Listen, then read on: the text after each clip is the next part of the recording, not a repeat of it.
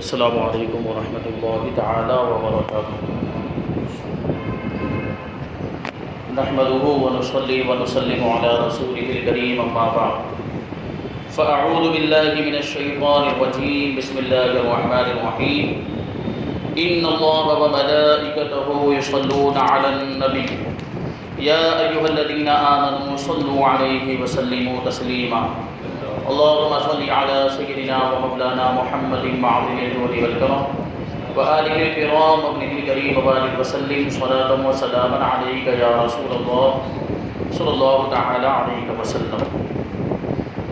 عزیزان ملت اسلامیہ، اس سے پہلے آپ نے سورہ فاتحہ کا تعارف، اس میں کتنی آیتیں ہیں اور اس کے کتنے نام ہوئے، اور سورہ فاتحہ کے فضائل اور سورہ فاتحہ کے مضامین کو سماعت کیا، یعنی سورہ فاتحہ کے اندر کیا بیان کیا گیا ہے وہ ساری چیزیں ہم نے جانی۔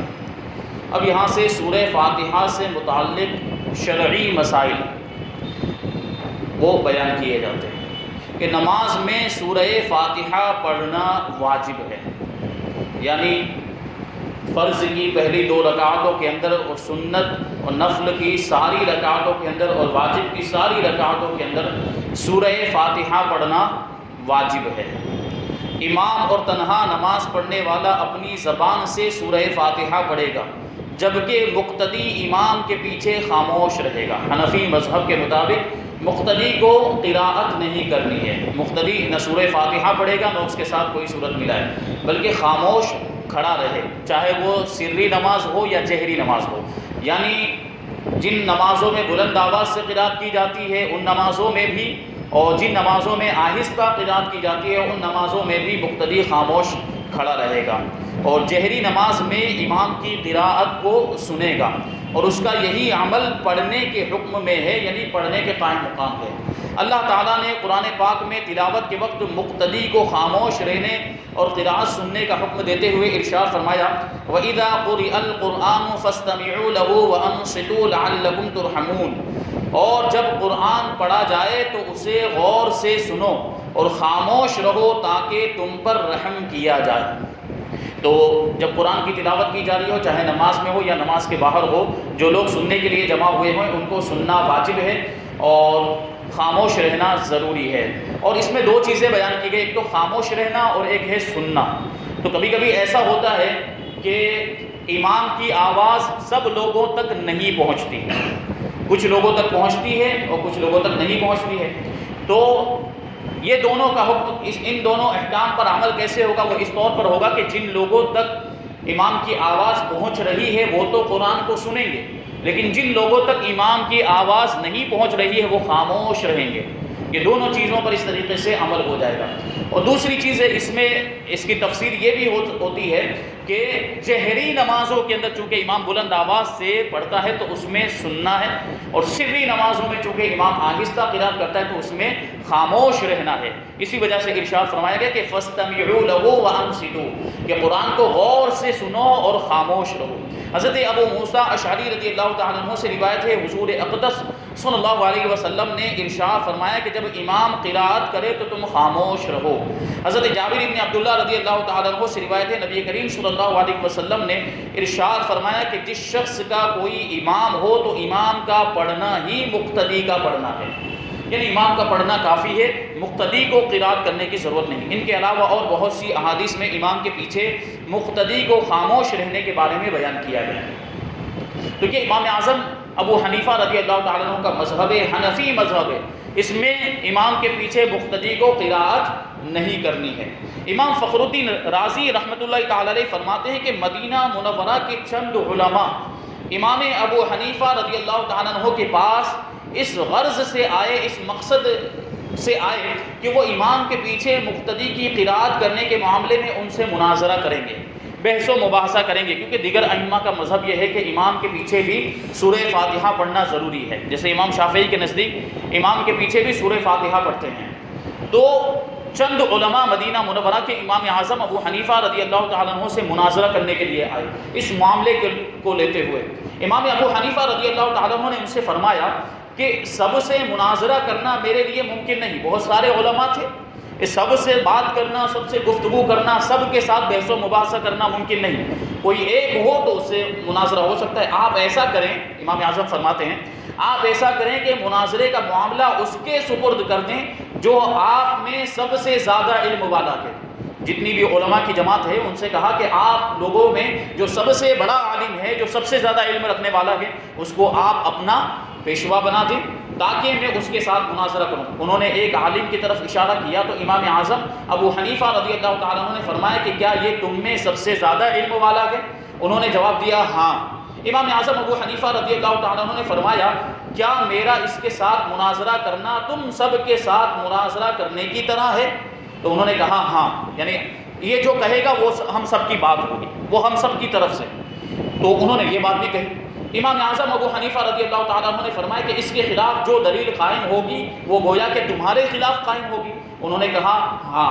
امام اعظم ابو حنیفہ رضی اللہ تعالیٰ عنہ نے فرمایا کہ اگر میں اس کے ساتھ مناظرہ کروں اور دلیل میں اس پر غالب آ جاؤں تو وہ دلیل تم پر بھی لازم ہوگی، یعنی پھر یہ اگر ہار گیا تو پھر تمہیں بھی ہار ماننی پڑے گی. انہوں نے کہا ہاں. امام اعظم ابو حنیفہ نے دریافت کیا وہ دلیل تم پر کیسے لازم ہوگی؟ انہوں نے جواب دیا اس لیے کہ ہم اسے اپنا امام بنانے پر راضی ہیں، اپنا پیشوا بنانے پر راضی ہیں، تو اس کی بات ہماری بات ہوگی، یہ جو کہے گا وہ ہماری طرف سے بھی ہوگا. تو امام اعظم ابو حنیفہ رضی اللہ تعالیٰ عنہ نے فرمایا کہ ہم بھی تو یہی کہتے ہیں کہ جب ہم نے ایک شخص کو نماز میں اپنا امام مان لیا تو اس کا قرات کرنا ہمارا قرات کرنا ہے اور وہ ہماری طرف سے نائب ہے. امام اعظم ابو حنیفہ رضی اللہ تعالیٰ عنہ کی یہ بات سن کر سب نے اقرار کر لیا کہ امام کے پیچھے مقتدی قراءت نہیں کرے گا، کہ امام وہ مقتدیوں کی طرف سے امام قرات کرتا ہے، امام کا قرات کرنا مقتدیوں کی طرف سے ہی قرات کرنا ہوتا ہے. تو جیسے دنیاوی معاملات کے اندر ہوتا ہے ایسے ہی نماز کے اندر بھی ہے کہ بہت سارے لوگ ہوتے ہیں، ان میں سے کسی ایک شخص کو لوگ مل کر اپنا پیشوا بنا لیتے ہیں اور کہتے ہیں کہ یہ جو کہے گا وہی پھر ہماری بات بھی ہوگی. تو اسی طریقے سے امام کو بھی ہم اپنا پیشوا بناتے ہیں، مقتدا بناتے ہیں، تو اس کا پڑھنا ہمارا پڑھنا ہوتا ہے. نماز جنازہ میں خاص دعا یاد نہ ہو تو دعا کی نیت سے سورہ فاتحہ پڑھنا جائز ہے، جبکہ قرات کی نیت سے پڑھنا جائز نہیں، کیونکہ نماز جنازہ کے اندر قرات نہیں ہے. نماز جنازہ میں ثنا پڑھی جاتی ہے، درود ابراہیم پڑھا جاتا ہے اور دعائیں مغفرت کی جاتی ہے، اس میں قرات نہیں ہے، اس میں دعا پڑھی جاتی ہے. لیکن اگر کسی کو نماز جنازہ کی دعا یاد نہ ہو تو سورہ فاتحہ کو دعا کی نیت سے دعا کے طور پر پڑھ سکتا ہے، کیونکہ سورہ فاتحہ کے اندر دعا بھی موجود ہے، لیکن قراءت کی نیت سے، قرآن کی تلاوت کی نیت سے نہیں پڑھ سکتا. اب یہاں سے سورہ فاتحہ کی تفسیر شروع ہوتی ہے. سب سے پہلے بسم اللہ الرحمن الرحیم، اللہ کے نام سے شروع جو بہت مہربان رحمت والا ہے. بسم اللہ، اللہ کے نام سے شروع. علامہ احمد صابی رحمۃ اللہ تعالی علیہ فرماتے ہیں قرآن مجید کی ابتدا بسم اللہ سے اس لیے کی گئی تاکہ اللہ تعالیٰ کے بندے اس کی پیروی کرتے ہوئے ہر اچھے کام کی ابتدا بسم اللہ سے کریں. اور حدیث پاک میں بھی اچھے اور اہم کام کی ابتدا بسم اللہ سے کرنے کی ترغیب دی گئی ہے. چنانچہ حضرت ابو ہریرہ رضی اللہ تعالیٰ عنہ سے روایت ہے حضور پرنور صلی اللہ علیہ وسلم نے ارشاد فرمایا کہ جس اہم کام کی ابتدا بسم اللہ الرحمن الرحیم سے نہ کی گئی ہو وہ ادھورا رہ جاتا ہے، اس کی برکت ختم ہو جاتی ہے. اور جب ہم کسی نیک کام میں، کسی جائز کام میں بسم اللہ پڑھ لیتے ہیں تو اس میں برکت ہو جاتی ہے، اللہ تبارک و تعالیٰ کی طرف سے اس میں جو ہے کہ رحمت آ جاتی ہے. تو بسم اللہ پڑھنے کی یہ برکتیں ہیں. لہٰذا تمام مسلمانوں کو چاہیے کہ وہ ہر نیک اور جائز کام کی ابتدا بسم اللہ الرحمن الرحیم سے کریں کہ اس کی بہت برکت ہے. اللہ نے اپنے کلام کی شروعات بھی بسم اللہ سے کی ہے، تو بسم اللہ کی اہمیت اس سے اجاگر ہو جاتی ہے. آگے ہے الرحمن الرحیم، جو بہت مہربان رحمت والا ہے. امام فخر الدین رازی رحمۃ اللہ تعالی علیہ فرماتے ہیں اللہ تعالیٰ نے اپنی ذات کو رحمان اور رحیم فرمایا تو یہ اس کی شان سے بعید ہے کہ وہ رحم نہ فرمائے. مروی ہے کہ ایک سائل نے بلند دروازے کے پاس کھڑے ہو کر کچھ مانگا تو اسے تھوڑا سا دے دیا گیا. دوسرے دن وہ ایک کلہاڑا لے کر آیا اور دروازے کو توڑنا شروع کر دیا تو اس سے کہا گیا کہ تو ایسا کیوں کر رہا. مطلب کسی بادشاہ کے دربار میں وہ پہنچا ہوگا مانگنے والا اور اس نے مانگا. بہت بڑا دروازہ تھا، بادشاہ کا بہت بڑا دروازہ بنا ہوا تھا. اس دروازے کے سامنے اس نے سوال کیا تو اس کو تھوڑا سا دیا گیا. اب وہ دوسرے دن کلہاڑی لے کر آئے اور دروازے کو توڑنے لگا تو لوگوں نے پوچھا ایسا کیوں کر رہے ہو، یہ دروازے کو کیوں توڑ رہے ہو؟ تو اس نے جواب دیا تو دروازے کو اپنی عطا کے لائق کر یا اپنی عطا کو دروازے کے لائق بنا دے، کیونکہ دروازہ بہت بلند و بالا تھا اور اس نے مانگا تو اس کو تھوڑا سا دیا، کہ اتنا بڑا دروازہ تو دروازے کے اعتبار سے بخشش بھی ہونی چاہیے، تو اس لیے وہ توڑنے لگا کہ یا تو تم اپنی عطا کو دروازے جتنی بنا دو، اپنی بخشش کو دروازے جتنی کرو، یعنی زیادہ دو لوگوں کو، مانگنے والوں کو، یا پھر اس دروازے کو چھوٹا کرو، اپنی عطا جتنا تم دیتے ہو اس کے حساب سے یہ دروازہ کر دو۔ تو اے ہمارے اللہ عز و جل، رحمت کے سمندروں کو تیری رحمت سے وہ نسبت ہے جو ایک چھوٹے سے ذرے کو تیرے عرش سے نسبت ہے، اور تو نے اپنی کتاب کی ابتدا میں اپنے بندوں پر اپنی رحمت کی صفت بیان کی، اس لیے ہمیں اپنی رحمت اور فضل سے محروم نہ رکھنا۔ اور اللہ تبارک و تعالی جو ہے رحمان و رحیم ہے، اس کے رحمت کے سمندر میں کسی چیز کی کمی نہیں ہے۔ اللہ تبارک و تعالیٰ جسے چاہے جو چاہے عطا فرما دیتا ہے۔ مانگنے کا طریقہ ہونا چاہیے، مانگنے کا سلیقہ ہونا چاہیے، صحیح ڈھنگ سے مانگا جائے تو اللہ تبارک و تعالیٰ دنیا عطا فرما دیتا ہے، آخرت بھی عطا فرما دیتا ہے۔ علماء کرام نے بسم اللہ سے متعلق بہت سے شرعی مسائل بیان کیے ہیں، ان میں سے چند یہاں پر بیان کیے جاتے ہیں۔ جو بسم اللہ ہر سورت کے شروع میں لکھی ہوئی ہے یہ پوری آیت ہے، اور جو سورہ نمل کی آیت نمبر 30 میں ہے وہ اس آیت کا ایک حصہ ہے۔ وہ سورہ نمل میں انہو من سلیمان و انہو بسم اللہ الرحمن الرحیم، یہ انہو من سلیمان و انہو یہ پورا مل کر آگے جو بسم اللہ الرحمن الرحیم یہ پوری ایک آیت بنتی ہے، جبکہ ہر سورت کے شروع میں جو بسم اللہ الرحمن الرحیم لکھی ہوئی ہے یہ پوری ایک آیت ہے۔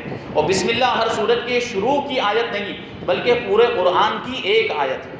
تو سورتوں کے درمیان امتیاز کرنے کے لیے کہ ایک سورت دوسری سورت سے ممتاز ہو جائے، الگ ہو جائے، معلوم پڑ جائے کہ یہاں ایک سورت ختم ہو رہی ہے اور دوسری سورت شروع ہو رہی ہے، اس لیے دونوں کے بیچ میں بسم اللہ الرحمن الرحیم لکھ دیا گیا ہے۔ تو یہ بسم اللہ الرحمن الرحیم پورے قرآن کی ایک آیت ہے جسے ہر سورت کے شروع میں لکھ دیا گیا تاکہ دو سورتوں کے درمیان فاصلہ ہو جائے، اسی لیے سورت کے اوپر امتیازی شان میں بسم اللہ الرحمن الرحیم لکھی جاتی ہے، بڑے حروف میں، جلی حروف میں بسم اللہ الرحمن الرحیم لکھی جاتی ہے، آیات کی طرح ملا کر نہیں لکھتے۔ اور امام جہری نمازوں میں بسم اللہ آواز سے نہیں پڑھتا بلکہ آہستہ پڑھتا ہے۔ آپ دیکھتے ہوں گے کہ ثنا آہستہ پڑھی جاتی، اس کے بعد اعوذ باللہ جو وہ ہے آہستہ پڑھی جاتی، پھر بسم اللہ الرحمن الرحیم یہ آہستہ پڑھی، لیکن سورہ فاتحہ جہاں سے شروع ہوتی ہے اس کو بلند آواز سے پڑھا جاتا ہے۔ نیز حضرت جبرائیل علیہ السلام جو پہلی وحی لے کر آئے اس میں بسم اللہ نہیں تھی، ڈائریکٹ اقرأ بسم ربک الذی سے یہ پہلی وحی شروع ہوئی تھی۔ تراویح پڑھانے والے کو چاہیے کہ وہ کسی ایک سورت کے شروع میں بسم اللہ آواز سے پڑھے تاکہ ایک آیت نہ رہ جائے، کیونکہ پورے قرآن کو بلند آواز سے پڑھا جاتا ہے اور بسم اللہ بھی قرآن کی ایک آیت ہے، تو اس کو بھی ایک مرتبہ کم سے کم بلند آواز سے پڑھا جائے۔ تو آخری دن جب سورہ اخلاص پڑھی جاتی ہے، جب قرآن ختم ہونے والا ہوتا ہے تو اس میں ایک مرتبہ بلند آواز سے سورہ بسم اللہ الرحمن الرحیم پڑھی جاتی ہے۔ تلاوت شروع کرنے سے پہلے اعوذ باللہ من الشیطان الرجیم پڑھنا سنت ہے، لیکن اگر شاگرد استاد سے قرآن پڑھ رہا ہو تو اس کے لیے سنت نہیں ہے۔ سورت کی ابتدا میں بسم اللہ پڑھنا سنت ہے ورنہ مستحب ہے۔ جہاں سے سورت شروع ہو رہی ہے وہاں سے بسم اللہ پڑھنا سنت ہے، اگر درمیان سے کہیں ہم نے شروع کر دیا، سورت کے بیچ میں سے ہم نے شروع کر دیا تو وہاں بسم اللہ پڑھنا مستحب ہے۔ اگر سورہ توبہ سے تلاوت شروع کی جائے تو اعوذ باللہ اور بسم اللہ دونوں کو پڑھا جائے، اور اگر تلاوت کے دوران سورہ توبہ آ جائے تو بسم اللہ پڑھنے کی حاجت نہیں، کیونکہ سورہ توبہ یہ 10ویں پارے کے اندر ہے، اس کے شروع میں بسم اللہ نہیں لکھی ہوئی۔ اور سورہ توبہ میں جب ہم پڑھتے ہوئے ایک طرف سے جا رہے ہوں تو پھر وہاں بسم اللہ نہیں پڑھنی چاہیے، کیونکہ بسم اللہ آیت رحمت ہے، اس میں اللہ کی رحمت کا ذکر ہے، اور سورہ توبہ کی جو شروع کی آیتیں ہیں وہ آیات غضب ہے، کہ کفار و مشرکین کے بارے میں اللہ تبارک و تعالیٰ کے قہر و غضب کا ذکر کیا گیا ہے، تو آیت رحمت اور آیت غضب جمع نہیں ہو سکتی، اس وجہ سے وہاں پر بسم اللہ نہیں لکھی ہوئی سورہ توبہ کے شروع میں، اور وہاں بسم اللہ بھی نہیں پڑھنی چاہیے۔ ہاں اگر ہم قرات وہیں سے شروع کر رہے ہوں، تلاوت وہیں سے شروع کر رہے ہوں تو پھر بسم اللہ پڑھ سکتے ہیں۔ سورہ فاتحہ کی ابتدا ہے الحمدللہ رب العالمین، سب خوبیاں اللہ کو جو تمام جہان والوں کا پالنے والا ہے۔ الحمدللہ یعنی سب تعریفیں اللہ کے لیے ہیں، سب خوبیاں اللہ کے لیے ہیں، یعنی ہر طرح کی حمد اور تعریف کا مستحق اللہ تبارک و تعالیٰ ہے، کیونکہ اللہ تبارک و تعالیٰ کمال کی تمام صفات کا جامع ہے، یعنی جتنی بھی کمال کی چیزیں ہیں اور جتنی بھی خوبی والی صفات ہیں وہ سب چیزیں اللہ تبارک و تعالیٰ کے اندر پائی جاتی، کوئی عیب، کوئی برائی، کوئی نقصان اللہ تبارک و تعالیٰ کے لیے محال ہے، یعنی ان ساری چیزوں سے، عیب والی چیزوں سے، برائیوں سے اللہ تبارک و تعالیٰ کی ذات پاک ہے۔ حمد کا معنی کسی کی اختیاری خوبیوں کی بنا پر اس کی تعریف کرنا، اور شکر کی تعریف یہ ہے کہ کسی کے احسان کے مقابلے میں زبان، دل یا اعضاء سے اس کی تعظیم کرنا۔ اور ہم چونکہ اللہ تبارک و تعالیٰ کی حمد عام طور پر اس کے احسان کے پیش نظر کرتے ہیں، اس لیے ہماری یہ حمد شکر بھی ہوتی ہے، ٹھیک ہے۔ اللہ تبارک و تعالیٰ کی خوبیوں پر ہم تعریف بیان کرتے ہیں، اور پھر احسان اللہ تبارک و تعالیٰ کے اتنے ہم پر ہیں، بے شمار ہیں کہ ہم اسے شمار بھی نہیں کر سکتے، تو یہ حمد بھی ہوئی اور اللہ کا شکر بھی ہوا۔ احادیث میں اللہ تبارک و تعالیٰ کی حمد و ثنا کرنے کے بہت سے فضائل بیان کیے گئے، ان میں سے 3 فضائل یہاں پر بیان کیے جاتے ہیں۔ حضرت انس ابن مالک رضی اللہ تعالیٰ عنہ سے روایت ہے، نبی کریم صلی اللہ علیہ وسلم نے ارشاد فرمایا، اللہ تعالیٰ بندے کی اس بات سے خوش ہوتا ہے کہ وہ کچھ کھائے تو اللہ تعالیٰ کی حمد کرے، اور کچھ پیے تو اللہ تعالیٰ کی حمد کرے۔ جو دعائیں ہمیں جو بتائی جاتی ہیں کہ کھانے سے پہلے یہ دعا پڑھیں، کھانے کے بعد یہ دعا پڑھیں، تو اس میں الحمدللہ آتا ہے۔ کھانے کے بعد کی دعا دیکھیں، الحمدللہ الذی اطعمنا وسقانا وجعلنا من المسلمین، تمام تعریفیں اللہ کے لیے ہیں جس نے ہمیں کھلایا پلایا اور مسلمانوں میں سے بنایا، تو اس میں بھی اللہ کی حمد ہے۔ پھر جب ہم پانی پیتے ہیں تو اس میں بھی حکم یہ ہے کہ جب پینا شروع کریں تو بسم اللہ بولے، اور جب پی چکے ہیں، پی کر فارغ ہو جائیں تو الحمدللہ کہیں۔ کہ تمام یہ جو پانی ہمیں جو بھی ملا ہے، یہ کھانے کی چیزیں ہمیں ملی، یہ ساری نعمتیں ملی ہے، یہ اللہ تبارک و تعالیٰ کی عطا سے ہمیں ملی ہے، تو ان ساری چیزوں پر اللہ تبارک و تعالیٰ کا شکر ادا کرنا چاہیے۔ تو اللہ تعالیٰ کے بندے کی اس بات سے اللہ تبارک و تعالیٰ خوش ہوتا ہے کہ وہ کچھ کھائے تو اللہ کی حمد کرے، اور کچھ پیے تو اللہ کی حمد کرے۔ حضرت جابر بن عبداللہ رضی اللہ تعالیٰ عنہ سے روایت ہے، حضور پرنور صلی اللہ علیہ وسلم نے ارشاد فرمایا، سب سے افضل ذکر لا الہ الا اللہ ہے، اور سب سے افضل دعا الحمدللہ۔ حضرت انس بن مالک رضی اللہ تعالیٰ عنہ سے روایت ہے، حضور اقدس صلی اللہ علیہ وسلم نے ارشاد فرمایا، جب اللہ تعالیٰ اپنے بندے پر کوئی نعمت نازل فرماتا ہے اور وہ نعمت ملنے پر الحمدللہ کہتا ہے، تو یہ حمد اللہ تعالیٰ کے نزدیک اس دی گئی نعمت سے زیادہ افضل ہوا کرتی ہے۔ تو ہمیں ہر نعمت پر اللہ تبارک و تعالیٰ کا شکر ادا کرنا چاہیے۔ خطبے میں حمد واجب ہے، جو خطبہ پڑھا جاتا ہے جمعہ کا خطبہ، اس میں جو ہے کہ حمد واجب ہے، اور کھانے کے بعد حمد بیان کرنا یعنی اللہ کی تعریف بیان کرنا یہ مستحب ہے۔ چھینک آنے کے بعد الحمدللہ کہنا سنت ہے، اور حرام کام کے بعد الحمدللہ کہنا حرام ہے، اور بعض صورتوں میں کفر بھی ہو جاتا ہے۔ حرام کام میں الحمدللہ نہیں کہا جائے گا۔ اور للہ یعنی اللہ کے لیے، تمام تعریفیں اللہ کے لیے۔ اللہ اس ذات اعلیٰ عظمت والا نام ہے، اس ذات اعلیٰ کا عظمت والا نام ہے جو تمام کمال والی صفتوں کا جامع ہے۔ اور بعض مفسرین نے اس لفظ کے معنی بھی بیان کیے ہیں، جیسے کہ اس کا ایک معنی ہے عبادت کا مستحق، عبادت کا حقدار۔ دوسرا معنی ہے وہ ذات جس کی معرفت میں عقل حیران ہے، یعنی ہماری عقل کی رسائی اللہ تبارک و تعالیٰ کی حقیقت تک نہیں ہو سکتی۔ اور تیسرا معنی یہ کہ وہ ذات جس کی بارگاہ میں سکون حاصل ہوتا ہے، اللہ کا ذکر کرو تو سکون ملتا ہے، دل کو اطمینان ملتا ہے۔ اور چوتھا معنی یہ ہے کہ وہ ذات کے مصیبت کے وقت جس کی پناہ تلاش کی جائے، جب انسان کو مصیبت آتی ہے تو اللہ کو یاد کرتا ہے، اللہ کی پناہ تلاش کرتا ہے۔ رب العالمین جو سارے جہان والوں کا مالک ہے، لفظ رب کے کئی معنی ہیں، جیسے سید، مالک، معبود، ثابت، مصلح، اور بتدریج مرتبہ کمال تک پہنچانے والا۔ اور اللہ تبارک و تعالیٰ کے علاوہ ہر موجود چیز کو عالم کہتے ہیں، اور اس میں تمام مخلوقات داخل ہیں، یعنی اللہ کے علاوہ جتنی بھی چیزیں ہیں ان سب کا مالک، ان سب کو پالنے والا اللہ تبارک و تعالیٰ ہے، سب کو رزق پہنچانے والا، سب کو روزی پہنچانے والا اللہ تبارک و تعالیٰ ہے۔